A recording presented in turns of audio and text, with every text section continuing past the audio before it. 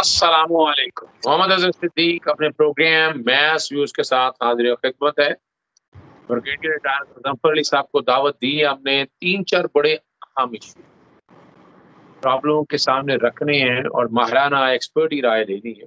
एक तो आपने देखा कि बड़ी होड़ लगाई पाकिस्तान ने, बहुत एजिटेशन हुआ बरतानिया के अंदर भी और हर जगह, और पाकिस्तान को रेड लिस्ट में डालकर अंबर लिस्ट में डाल दिया गया और अब ट्रैवल रिस्ट्रिक्शन जो है खत्म होगी। लेकिन उसी दिन न्यूजीलैंड ने कार्रवाई की और पाकिस्तान को बदनाम करने की कोशिश की। हालांकि पाकिस्तान ने न्यूजीलैंड का और उस वक्त में साथ दिया जब जब हालात उनके बहुत बुरे थे। बड़े रेडर इकदाम उठाए आप लोगों के सामने है। तो ये इंटरनेशनल एजेंडा आप लोगों के सामने चल रहा है। दूसरी गुफ्तगू करेंगे नवाज शरीफ के किरदार के बारे में, जो पाकिस्तान के अंदर जिन्होंने गुफ्तगू ये सारी मरियम नवाज ने जिस तरह के ट्वीट किए, फिर नवाज शरीफ जिस तरह की गुफ्तगू कर रहे हैं। फिर तीसरा जो है कि नवाज शरीफ के हवाले से बच्चा शायान अली 16 साल का इंग्लैंड में जद्दोजहद कर रहा है और नताइज भी मिल रहे हैं। सबसे पहले चलते हैं पाकिस्तान का रेड लिस्ट से निकलना और न्यूजीलैंड के वाक़े पे मुज़फ्फर साहब क्या कहते हैं? बहुत बहुत शुक्रिया अज़हर साहब। बिस्मिल्लाहिर्रहमानिर्रहीम। रेड लिस्ट से निकलना तो आपको पता है कि एक अच्छी बात है, लेकिन रेड लिस्ट उसी तरह थी जिस तरह FATF में पाकिस्तान को रखा हुआ है। यानी FATF में आपने 39 में से 38 शराइत मार ली, तो उसके बाद FATF के जो बॉस है वो ट्वीट करता है कि जी पाकिस्तान को एनहांस्ड दोबारा जो है सर्वेलेंस लिस्ट में रखेंगे। अब आप बताइए, अकल, मेरिट, सैनिटी तो अगर आप एक जगह पे जमा करें, तो जब आपने 39 से 38 चीज़ें मान ली, तो what does it demand? Does it demand कि जी आपको रेड लिस्ट में रखा है? लेकिन यहाँ पे फिर क्या चीज़ होती है जो हमें लोग कहते हैं कि जी शायद कॉन्स्पिरेसी थ्योरी है, लेकिन इससे आप क्या अख्ज़ करेंगे? इससे आप एक पॉलिटिकल मोटिव, एक ब्लैकमेलिंग मोटिव, यानी FATF जैसी ऑर्गेनाइजेशन जो अपने आप को मेरिट का दर्जा देने की कोशिश करती है, वो पाकिस्तान को ब्लैकमेल करती है। और ब्लैकमेलिंग से बड़ा जुर्म तो दुनिया में कोई नहीं है, आपको खुद ही पता है। Blackmailing is the worst kind of crime you can do, और उसके ऊपर बहुत सीरियस सजाएं मौजूद हैं।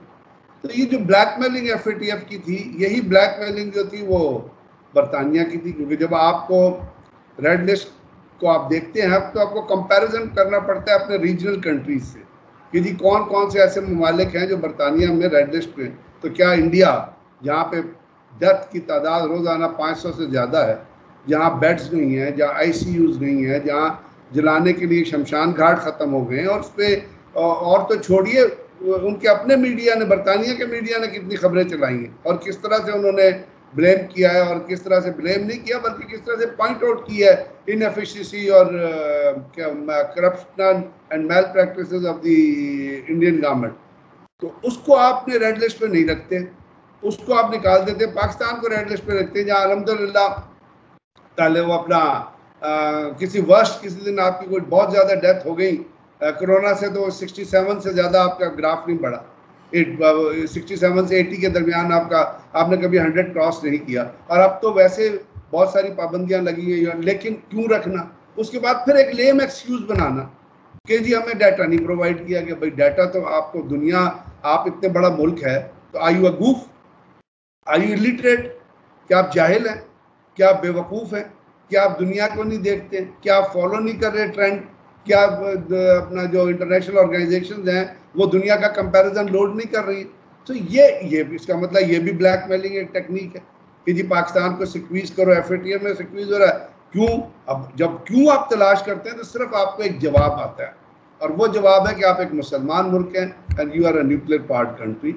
एंड दुनिया जो है यहूदियत की जो लॉबी है, और उस यहूदियत की लॉबी को जितना बढ़ाते जाएंगे, इजराइल से लेके, अमेरिका से लेके, बरतानिया से लेके यूरोप तक, वो तमाम ममालिक जो है वो ज़ियानिस्ट स्ट्रेटजी जो है और ज़ियानिज़्म का जो होल्ड है, और जिसमें इस्लामोफोबिया जन्म ले रहा है, जिसको हम बार बार कहते रहें, तमाम मुल्क उसको लेके आगे चलते हैं। और तमाम हुकूमतें, चाहे बोरिस जॉनसन हो, चाहे मैक्रोन हो, चाहे जो बाइडन हो, ये तमाम के तमाम इजराइल के गमाश्ते और उसके पीछे खड़े हुए हैं, क्योंकि दुनिया का मीडिया और दुनिया की इकोनॉमी जो है वो ज़ियोनिस्ट जो लॉबी है वो कंट्रोल करती है। अब इसी के साथ साथ आप लिंक कर बात करेंगे आप इस हवाले से जी, इसी के साथ आप लिंक कर लीजिए न्यूजीलैंड को। यानी न्यूजीलैंड यहाँ पे आया, उसका एक सीक्वेंस था। आजकल दुनिया में टीमों के विजिट करने का एक सीक्वेंस है, एक तरीक़ाकार इख्तियार किया जाता है, ख़ासतौर पर पाकिस्तान के हिसाब से, क्योंकि पाकिस्तान में आपको पता है जो वो श्रीलंकन टीम पे जो हमला हुआ था जिसमें इंडिया इन्वॉल्व था, और उस वक्त हमने, जो कि हमारे पास एक ऐसी पॉलिटिकल गवर्नमेंट थी जो इंडियन की एजेंट थी यहाँ पे, शहबाज शरीफ साहब पंजाब में होते थे, और उन्होंने ना कोई इंक्वायरी करवाई, बल्कि वो जितने पुलिस ऑफिसर जो उसके जिम्मेदार थे उनको प्रमोट करके किसी को आईजी बना दिया, किसी को डी। ये तो आपकी कमिटमेंट है पाकिस्तान के साथ। अब मैं क्या कहूँ, क्या क्या चीज़ें कहूँ।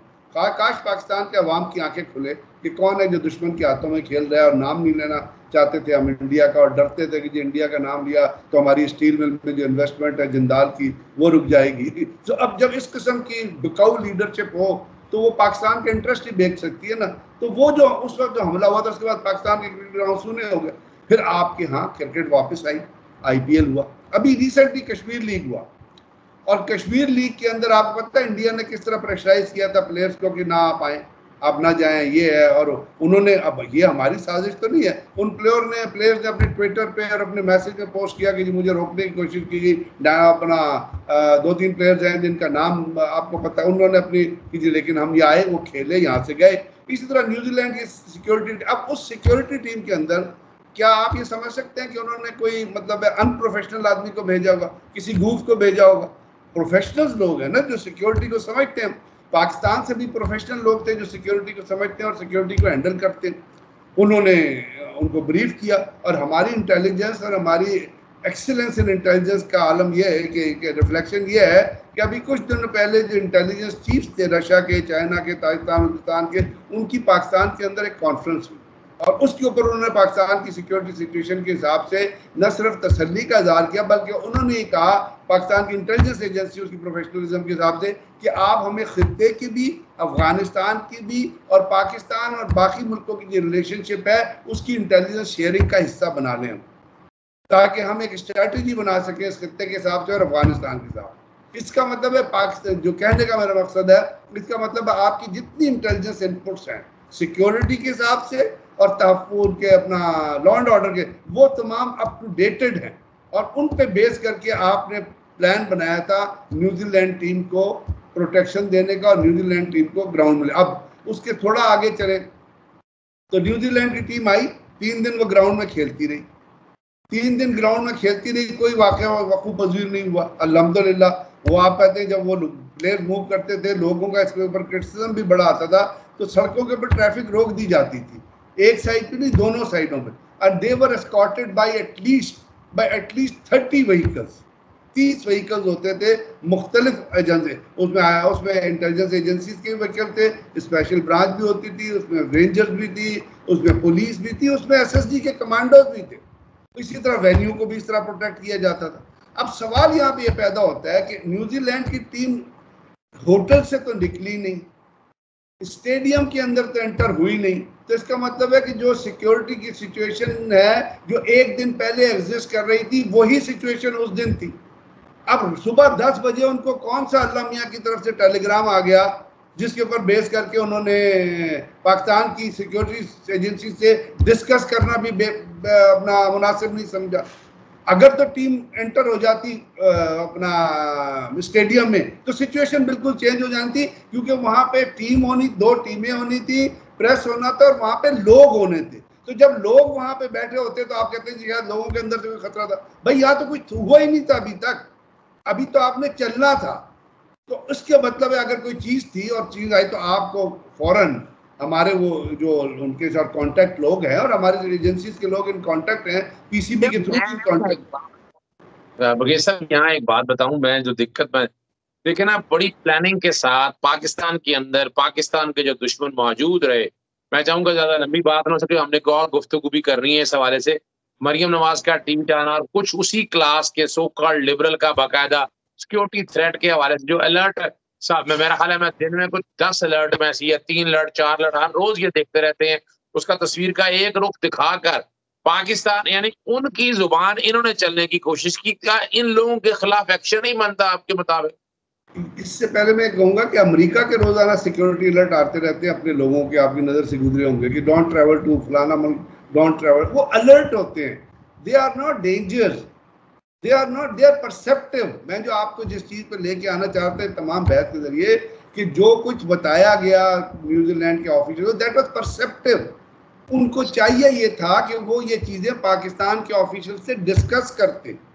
अगर उन्होंने यूनिलैटरल फैसला किया है, इसका मतलब असल में जो उनका प्लान था वो ये था कि हम पाकिस्तान, और उसके प्लान के पीछे कोई ना कोई ताकत खड़ी थी कि हम पाकिस्तान जाएंगे और जब मैच शुरू होने से पहले हम वापस आ जाएंगे ताकि पाकिस्तान को दुनिया में बदनाम। ये है क्रक्स टोटल का, अगर आप निकालना है। अब उसके साथ आपने जो बात की, तो मैं तो पहले कह चुका कि आपके यहाँ बिकाऊ लोग हैं।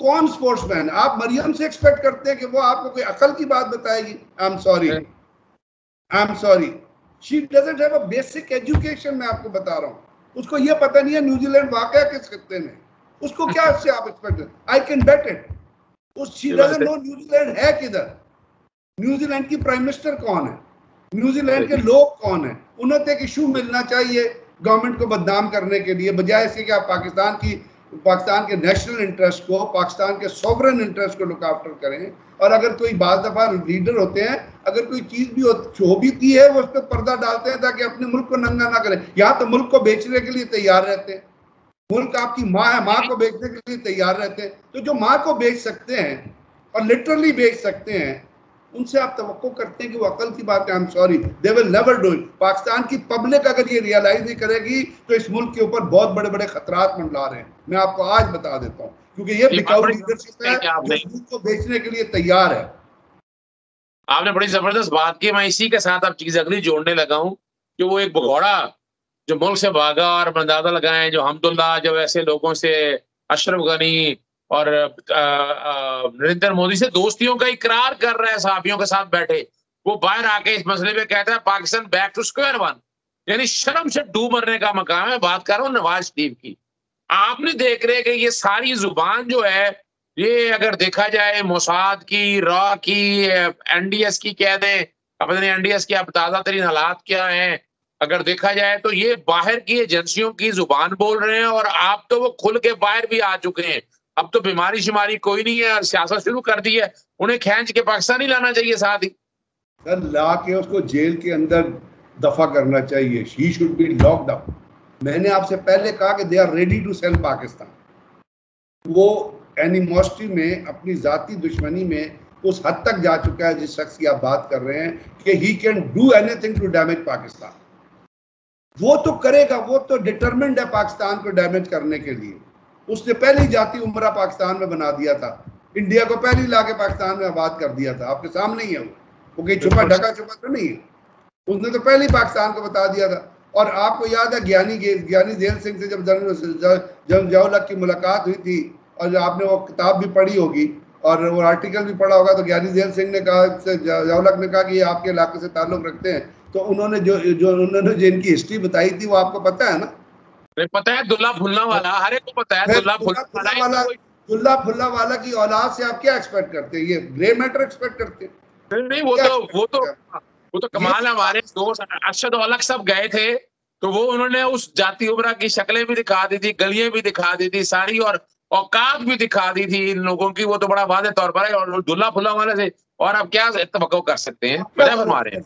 ये तो पाकिस्तान के लोगों को रियलाइज करना है कि सियासत अपनी जगह, पाकिस्तान की सॉवरेनिटी और पाकिस्तान की, अगर पाकिस्तान फ्लोरिश करेगा तो हम फ्लोरिश करेंगे। अगर इस किस्म के लोग पाकिस्तान को डिच करते रहेंगे तो पाकिस्तान तो वो तो चोर है, डाकू है। उसको लंदन में खबर लगी थी, अपना पेंट हाउस पायरेट का मतलब होता है नकबजन। नकबजन क्या होता है? पीछे से आता है, फ्रंट से नहीं आता। तो भाई इसमें तो अब लोगों को समझने की जरूरत है ना कि पाकिस्तान की स्टेबिलिटी के लिए, सॉवरेनिटी के लिए, इंटेग्रिटी आप ना करें भाई, आप किसी को इलेक्ट कर ले, लेकिन चोर को, डाकू को लेके ना आए। ये नहीं कहते कि जी फलानी पार्टी को करें या फलानी, that is the people's choice. But वो लोग पाकिस्तान के इंटरेस्ट के खिलाफ का। आपने जद्दा में आपने स्टील मिल बनाई, एक पाकिस्तानी उसके अंदर नहीं रखा, तो क्या पाकिस्तानियों की आंखें नहीं खुलती हैं? आखिर ये किस फूड पैराडाइज में रह रहे हैं? किस वो हकीकत में रह रहे हैं। ऐसे लोग हैं, आप इनके साथ लीडर वो हैं जो अपने इलाके से हार जाते हैं, खाकान अब्बासी जैसे लोग आके यहाँ से लाहौर से इलेक्शन लड़ते हैं, फिर बड़ी बड़ी बातें करते हैं, अमेरिका जाते हैं तो अपने आप को संभाल। अब आप मुझे बताइए ना क्या करें, इसमें लोगों को एजुकेशन ही आप दे सकते हैं ना कि do have a political choice. लेकिन जो लोग पाकिस्तान के को डैमेज कर रहे हैं, जो पाकिस्तान की पीठ में छुरा घोंप रहे हैं, और जो आपके सामने नजर आ रहा है, यार उनको सियासतदान तो ना कहो, उनको तो चोर भी ना कहो, उनको तो एंटी स्टेट कहो, वो एंटी एंटी मदर कहो, माँ के खिलाफ बात करने वाला कहो। तो इससे ज्यादा आप और क्या कह सकते हैं। लोगों को खुद सोचना चाहिए कि बिरयानी की प्लेट पे आप कब तक वोट देते रहेंगे, 500 रुपए का आप वो ID कार्ड बेच के कब तक वोट देते रहेंगे। कभी तो आप में अकल आनी चाहिए। अच्छा, अब यहीं से बात देखें ना, हम अगले सवाल की तरफ जाने से पहले जरा मैं बता चलूं नाज़रीन, आपने देख लिया कि मेरे साथ प्रोग्राम फरीद कुरैशी ने किया कि 2.5-3 सालों में जब से वो गए हैं, किसी अस्पताल दाखिल नहीं हुए। अब बाकायदा सियासी मीटिंगें हो रही हैं। अब तो उनके पास जवाब कोई नहीं है, उन्हें आना चाहिए, अदालतों में आकर सज़ा भुगतनी चाहिए, और जो अपीलें उनकी चल रही हैं इस्लामाबाद हाई कोर्ट के अंदर, उनको सुनाना चाहिए। लेकिन ये आना नहीं चाहेंगे, इनका प्लानिंग कुछ और है। ये अपनी मर्ज़ी के जज चाहते हैं, अपनी मर्ज़ी के फैसले चाहते हैं, और ये चाहते हैं जो इनकी मर्ज़ी का इंसाफ मिले वही इंसाफ है। मैं आप प्रोग्राम के आखिरी हिस्से की तरफ चलूँगा। देखें, वहाँ पाकिस्तान में लंदन में एक 16 साल के बच्चे शयान अली ने मामला उठाया, और बड़ी तवाना आवाज़ उठाई उसने। बोरिस जॉनसन को, होम सेक्रेटरी होम डिपार्टमेंट को भी जवाब देना पड़ गया उनको। और मुझे जो लग रहा है, नज़र आ रहा है कि वो बड़ी तेज़ी से चीज़ ग्रो कर रही है, और नवाज़ शरीफ जो एकदम बिल से बाहर निकले हैं, वो इसलिए निकले हैं ड्रामा बनाना है कि वो कोई ना कोई ऐसे हालात और वाक़यात बताएँ कि बजाय ये कि उनका वीज़ा एक्सटेंशन रिफ्यूज़ हो और उनको धक्के दे के निकाला जाए, तो वो एक बाकायदा एक मिथ क्रिएट करने की कोशिश कर रहे हैं। उसमें तो शयान को हम देख रहे हैं कामयाब हो रहे हैं, लेकिन शयान की पज़ीराई हुकूमती लेवल पे उस तरह नहीं हो सकी। क्या कहेंगी? हुकूमत अपनी चीज़ों में बुरी तरह से इन्वॉल्व है कि they do not want to pursue. वो कहते हैं जब तक वो होते ना शर दूर रहे तो बेहतर है, यहाँ आएंगे तो एक नया इशू खड़ा हो जाएगा और प्रेशर उनके ऊपर आ जाएगा। लेकिन लंदन भी कोई इतनी स्टेट जगह तो नहीं। आपको पता है दुनिया के जितने मिलियनर ट्रिलियनर भागते हैं वो जाके लंदन में रहते हैं, और लंदन का लॉ ऐसा है कि उस लॉ के जरिए आप किसी की एक्सट्रेडिशन कर नहीं सकते, बिकॉज वहाँ पे जो लीगल सिस्टम के अंदर ऐसी ऐसी चीज़ें हैं जिसके ज़रिए जो बड़ी बड़ी फर्म्स हैं। अब इंडिया के कितने मिलियनर हैं जो जाके वहाँ रह रहे हैं, और उनको सबसे बड़े टॉप जो लायर्स हैं अपना बरतानिया के, वो उनका केस लड़ रहे हैं, और वो चली जा रहा है, चली जा रहा है, चली जा रहा है। तो मुझे नहीं लगता कि एक्सट्रेडिशन किसी भी तरह से लंदन से उसकी होगी। फिर जब इतना उन्होंने वहाँ पे इन्वेस्ट किया तो इसलिए इन्वेस्ट किया कि ब्रिटिश लॉ की जो है प्रोटेक्शन लेके वो आगे चल सकें। बाकी जो शायान अली के अलावा बहुत सारे लोग जो रोज़ाना जाके उनके घर के सामने चीज़ों को करते हैं और कहते हैं, और इवन लेडीज़ तक वहाँ पे पिछले दिनों वहाँ पे एक मोहतरमा थी, वो जिस तरह कर रही थी और वो वीडियो बनी तमाम जगह पे आई थी। लेकिन इसके बाद उनकी सेहत पे क्या असर पड़ता है मुझे बताएं ना। जो शर्म का लबादा उठा बैठे, जिसके दिल से गैरत का जनाजा निकल जाए, जिसके जहन में इज्जत की वैल्यू कोई ना हो, जिसके जहन में कुर्सी की वैल्यू हो और इज्जत, वो उसके लिए बिक जाए, उसके लिए लुट जाए, उसके लिए ख्वार हो जाए, उसके लिए जलील हो जाए, एंड इज नॉट बॉदर्ड। वो उसी तरह वो चेहरा लेके और वो अपना पैर, किसको नहीं पता कि इज नॉट सिक, किसको नहीं पता कि उसके डॉक्टर ने यहाँ पे पहले तो उसके डॉक्टर के खिलाफ मुकदमा चलना चाहिए ना, जिसने उसके वो प्लेटलेट्स को मैनिपुलेट किया था। और आपको पता है साइंस कहती है कि प्लेटलेट्स कैन बी मैनिपुलेटेड। तो बात ये, और यहाँ पे फिर बात आके यही टूटती है कि लोगों को भी कुछ रियलाइज करना चाहिए यार कि झूठ, politics is not the name of lie. Politics is not, politics hypocrisy का नाम नहीं है, पॉलिटिक्स रियाकारी का नाम नहीं है, पॉलिटिक्स झूठ का नाम नहीं है, सियासत धोखाधड़ी का नाम नहीं है, सियासत गलत बयानी का नाम नहीं है। सियासत जो है वो किसी चीज के पीछे छुपने, सियासत बोल्ड होती है। एक सियासतमैन जो होता है वो लीड करता है, लोग इन्फ्लुएंस होते हैं उससे, उसके करेक्टर से। जिसका करेक्टर ही ना हो, जिसका करेक्टर ही ना हो, उससे आप क्या तवक्को करेंगे, आप मुझे बताइए। तो वो जो आदमी, उसका कॉन्डक्ट आपने देखा, जो असेंबली में खड़ा कर झूठ बोल सकता है, उससे आप क्या तवक्को करते हैं मुझे बताएं। बिल्कुल ऐसा ही। बहुत शुक्रिया गफ्फर साहब, बड़ी क्लैरिटी के साथ चीज़ें आपने सारी रख दी। नाज़रीन, आप लोगों पे है, अवाम पे बहुत कुछ डिपेंड करता है। पाकिस्तानियत, स्टेट्समैन और बाकी चीज़ें, कि मुल्क के साथ प्यार किसको कितना है, चीज़ें अब सारी आप लोगों के सामने आ चुकी हैं। फैसला आपने करना है, और उम्मीद रखते हैं कि आप अच्छा फैसला करेंगे। जिस दिन आपने अच्छा फैसला कर दिया तो ये करप्ट और ये माफियाज, इनके साथ वो कुछ होगा जो पूरी दुनिया देखे। इजाजत दीजिएगा। अस्सलाम वालेकुम। अल्लाह हाफिज। पाकिस्तान जिंदाबाद।